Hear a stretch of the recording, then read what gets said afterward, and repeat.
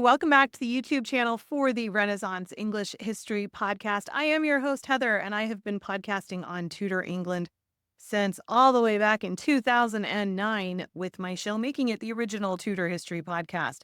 This channel is where I put all of my episodes from all of my shows, as well as lots of extra content like this video right here. Today is Monday, November 25th, which means Wolf Hall was on yesterday in the UK, and I have another reaction video about that because there was a lot in this third episode of the second season of Wolf Hall. We start out with Sister Dorothy, and we're going to talk about who that character was. She was also in the last episode, and I didn't talk about her in that kind of Heather Reacts video that I did on that. So we're going to talk about who that character represents. Was she real? Was she not? You got to stay tuned to find out. Jane stands up for the people who are participating in this rebellion. This rebellion, of course, is the largest rebellion that will threaten Henry's reign in his entire reign. That is the Pilgrimage of Grace. So we're going to talk about the Pilgrimage of Grace. And I actually did a video a couple of years ago on Jane Seymour and how she stuck up for the rebels. I think I captioned it something like, or titled it something like, did Jane really have secret gumption? Because so often the stereotype of Jane is that she was, just kind of very meek and mild and opposite of Anne Boleyn. And just, you see Henry says jump and she says, okay, how high? And she actually had a spine, and it comes out when she's sticking up for the rebels, much to her detriment. And then we have Cromwell trying to potentially marry Jane's sister Elizabeth to his son, but there was like a mix up with that. And then we have Don Diego and the marriage negotiations with Princess Mary. So we're going to talk about those four things. And at the very end, they talk about the Duke of Norfolk, about Thomas Howard, and they hint again at that love affair that's going on, the secret marriage with Lady Margaret Douglas and Thomas Howard, related to the Duke of Norfolk. And we talk about that. I did a video on that last week, so I'm not going to talk about that at all. But so mostly I'm going to talk about who was the Sister Dorothy character, Jane standing up for the rebels, the fact that Cromwell did marry his son off to Elizabeth Seymour, and the ideas around Princess Mary's marriage negotiations. Before that, though, I'm going to do a costume change, such as it is, because I got in the mail today, this, from my shop, and I'm going to do an unboxing video. I have some new t-shirts up in my shop, and I want to show you this. I haven't even looked at it yet. As you could see, it was all wrapped up. I actually was out at the post office this morning mailing Tudor planners to all of the people who support the crowdfunder. So I got 175 of them mailed out this morning. So if you're waiting for yours, it might be in that batch. I've got another 200 that have to go later on in the week, and then we will be done. And then you can continue to order it on my site at tudorfair.com. But anyway, I'm talking too much. This is new up in my shop, tudorfair.com. It says, peace, love, and Elizabeth. Peace, love, and Elizabeth. I really like it. Yeah, I really like this design. So I'm going to go put this on. I'm going to do like a costume change and put this on. All right. I'll be right back in just a second. All right. I'm back. Look at that. That was fast, huh? Peace, love, and Elizabeth. I mean, what more do you need? This makes a great gift. Tudorfair.com. I ship worldwide. So tudorfair.com. All right. So we're going to start by talking about this relationship that Wolsey had, Cardinal Wolsey, with Joan, who was his mistress, and the illegitimate children that they had. So Joan Lark, she was from Norfolk. She lived in London at the time, and she became Wolsey's mistress about 1509. This was when Cardinal Wolsey had become the almoner to the new king. Henry VIII had just become the king. Wolsey was his almoner. Joan becomes his mistress. They did have two children together. Thomas Winter was born in 1510. He became the Dean of Wells. And then Dorothy Clancy, this sister Dorothy, and she did become a nun. She was born in 1512. So Thomas was sent to live with a family in Willesden And Dorothy was adopted by John Clancy, who was the alderman of Worcester, and then became a nun at Shaftesbury Abbey. After the abbey was dissolved, Thomas Cromwell did make sure that she had a pension and that she was cared for. It, of course, was becoming difficult for Wolsey to have a mistress. It wasn't seen as particularly seemly as he was rising through the court. So he actually did arrange for Joan to get married to a George Lee, and they went on to have 4 children of their own. And he paid her dowry and ensured that she would be able to make a good marriage. Interesting thing about Thomas Winter is that, like I said, he became the Dean of Wells. He had actually gone to Padua to read divinity. The king paid for him to do that. And then he returned to England. He didn't have any money after he returned to England because Wolsey had fallen. Wolsey had been out of favor.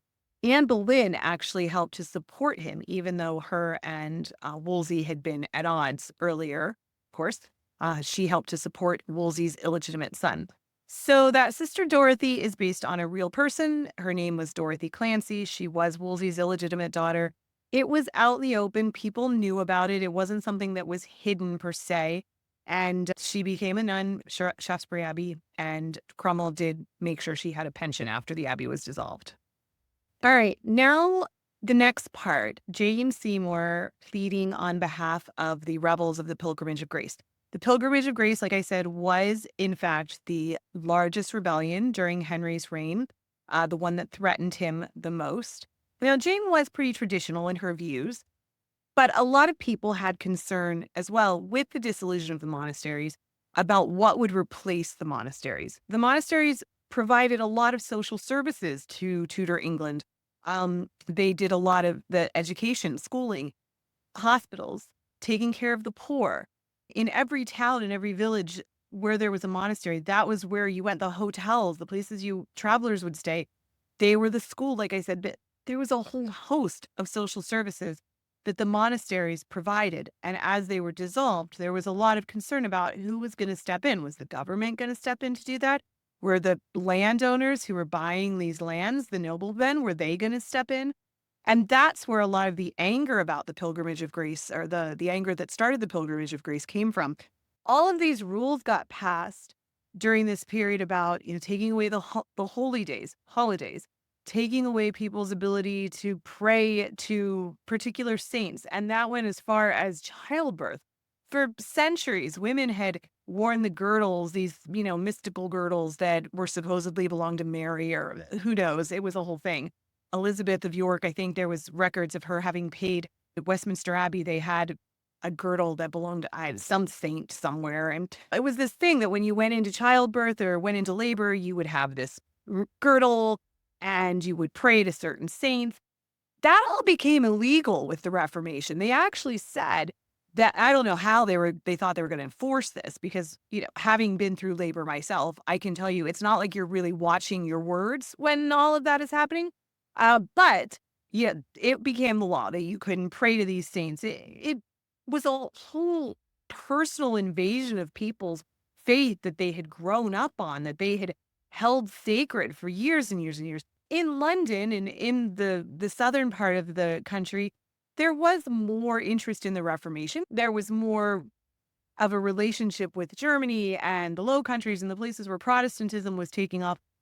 Another 300 miles away, up in the north of England, they didn't have that kind of relationship. And there wasn't that kind of interest in the Reformation. People were very concerned about their way of life. People were very concerned about, the government telling them who they could and couldn't pray to. And then also, what happened to the hospital? What happened to the schools? Like, what's going to happen to our entire lives up here? And so, yeah, there was a lot of concern about that. So Jane did publicly intercede for the rebels to Henry. This was a big deal. Now, on one hand, it was a big deal. On the other hand, it was also the traditional role of queens to plead for mercy, right? This is something that you see this a lot when Catherine of Aragon had done it when there was a rebellion again in London earlier in the century. She had done this to Henry, pleading for leniency against the rebels. This was a pretty standard playbook for the way royalty would operate. The king would be really harsh. then the queen would come in and beg for mercy, and the king would say, "Okay, well, I have to give in because look, the queen is asking me to." And that's how that went. Um, so Jane kind of preempted. There hadn't been any sentences or anything yet that happened when she had stepped in. So she was kind of preemptively doing it. And yes, she did ask him to show mercy. And there were some rumors that she supported the rebellion up in the north. They actually called her Good Queen Jane, and they thought that she was going to be able to bring back Catholicism, also bringing Princess Mary back to court.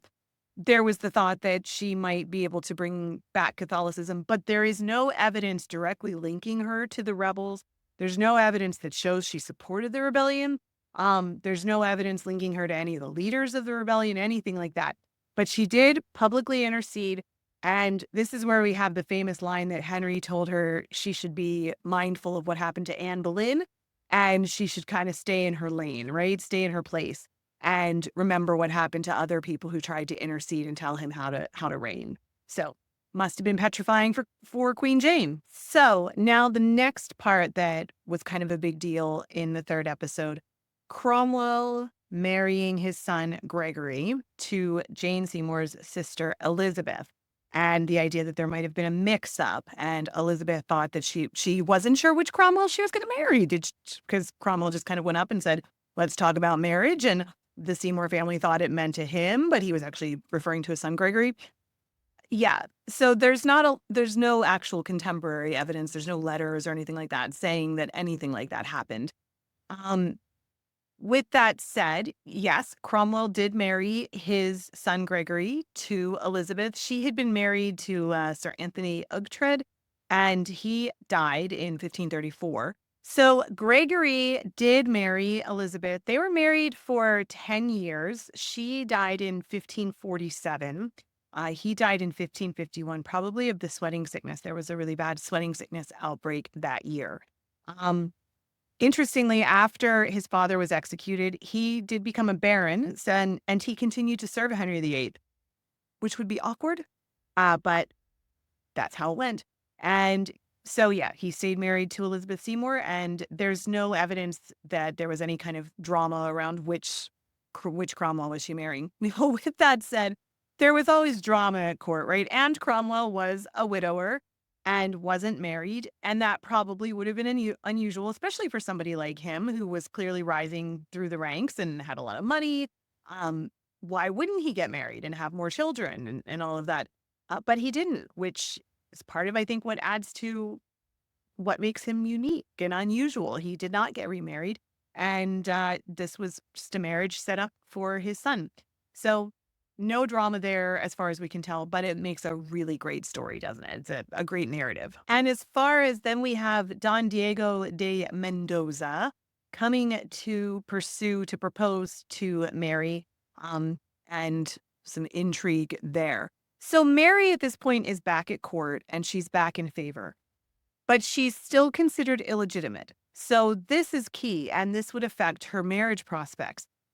No major prince of Europe is going to want to marry his son into a family where the daughter is considered illegitimate or is legally illegitimate at this point. And very important, Henry never actually did legitimize Mary and Elizabeth. He put them back in the succession in his will and his third act for the succession, I think it was, but he never officially legitimized them. So Mary is illegitimate at this point. Elizabeth's illegitimate too, which later in her reign would be part of why people wanted to depose her and bring in Mary, Queen of Scots. So there were marriage negotiations going on for her at this time, and she would have liked to have been married. She would have liked to have been a mother. You see her later with the phantom pregnancies that she had and how quickly she got married as soon as she became queen. She had been engaged to Charles V when she was young, just as a young child.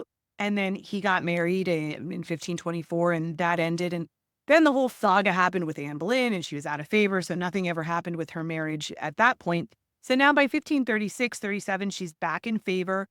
Jane Seymour is advocating for her, but Jane Seymour would die then in childbirth and she's illegitimate. So also her marriage was a diplomatic bargaining chip. It was something that Henry was going to use to further England. And it was a tricky line to walk because he wouldn't have wanted her to marry underneath him. She was the daughter of a king, and she was the illegitimate daughter of a king, officially. So it made it all very muddy for Mary. This Don Diego Hurtado de Mendoza, he was a Spanish diplomat and a poet, and he was active in European politics. But his role in marriage negotiations with Mary seems to be more of a historical license added for dramatic tension. And it certainly did bring that. So that's the story on Mary and her marriage negotiations. Don Diego also shows up later. He was sent to England to try to negotiate the marriage between Henry VIII, after Henry VIII was a widower, and Christina of Denmark. And that's where she makes her famous comment that if she had two heads, she'd be happy to give one to Henry. While he was there, he was also trying to negotiate a marriage for Prince Louis of Portugal with Mary Tudor as well.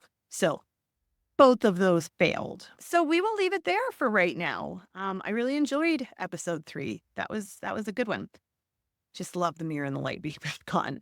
So look, if you made it to the end of this video and you enjoyed it, I sure would appreciate a press of that like button. It helps to feed the algorithm and get our content to even more people. Also, I hope I earned your subscription to my channel where I put out videos like this on the regular. If you want to keep binging Tudor content, here's a video I did on the Pilgrimage of Grace. You can check that out. Or here is one that YouTube thinks you will enjoy. Thank you so much for watching. You are deeply loved. I'm so glad I shared the planet with you. Don't forget to drink your water, friend. All right. Have a good one. Bye-bye.